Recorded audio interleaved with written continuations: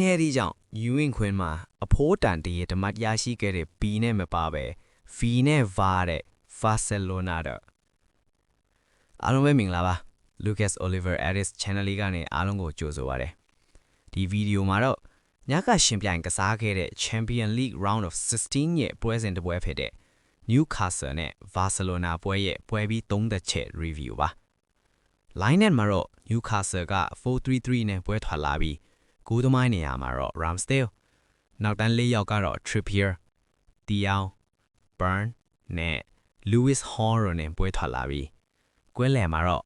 Ramsey, Tonali နဲ့ Joelinton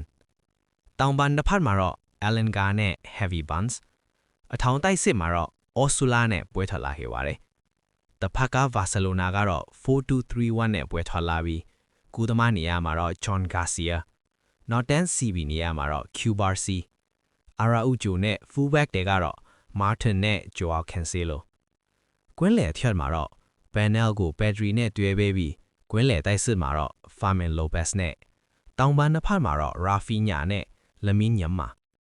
တိုက်စစ်မှုကတော့ TikTok အကဆရာကြီး Lewandowski နဲ့ပွဲထွက်လာခဲ့ပါတယ်ပွဲစားပြီးဆိုတာနဲ့ Newcastle ကအိမ်ရှင်းပြီး Barcelona ဘက်ကိုတောက်လျှောက်တိုက်စစ်ဆင်ကစားခဲ့တယ်Newcastle ဘက်က Elanga နဲ့ Heavy Buns တို့တောင်ပန်တွေက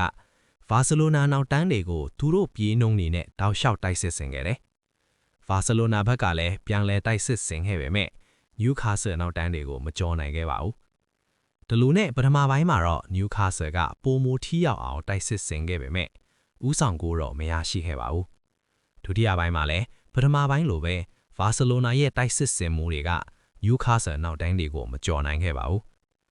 ဒီပွဲမှာတော့ယမာတယောက် Lewis Hall ကိုမကြော်ပဲတောင်ပန်မှာပျောက်ကြီးဖန်နေပါတယ်။ Newcastle ဘက်ကတော့ပထမပိုင်းလိုပဲ Barca ဘက်ကိုတိုက်စစ်ဆင်ကစားခဲ့တယ်။ပွဲကစားချိန်74 minutes မှာတော့ Newcastle တို့ဂိုးရရှိခဲ့ပေမဲ့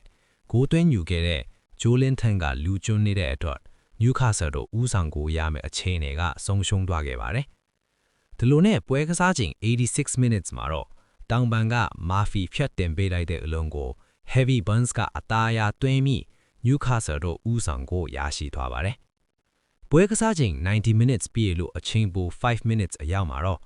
Dani Olmo ကို Newcastle နောက်တန်းက foul လိုက်တဲ့အတွက် Barcelona တို့ပိန်းနယ်တီရရှိသွားခဲ့ပါတယ်။ရရှိလာတဲ့ပိန်းနယ်တီကိုတော့တပွဲလုံးပြောက်နေတဲ့ Lamine Yamal ကကန်သွင်းပြီး Barcelona တို့အဖိုးတန်ချေပါကိုရရှိသွားခဲ့ပါတယ်။ဒီလိုနဲ့ပွဲပြီးတော့ 1-1 နဲ့ဖလန်းထိပြီးBarcelona တို့ St. James Park မှာအဖိုးတန်တည်ရတဲ့ရရှိသွားခဲ့ပါတယ်။ Newcastle အတွက်ကတော့အိမ်ကွင်းမှာတည်ရထားရရှိခဲ့တဲ့အတွက် Barcelona အိမ်ကွင်းမှာတော့ Newcastle တို့အနိုင်ရရှိဖို့ပိုမိုခက်ခဲသွားပြီဖြစ်ပါတယ်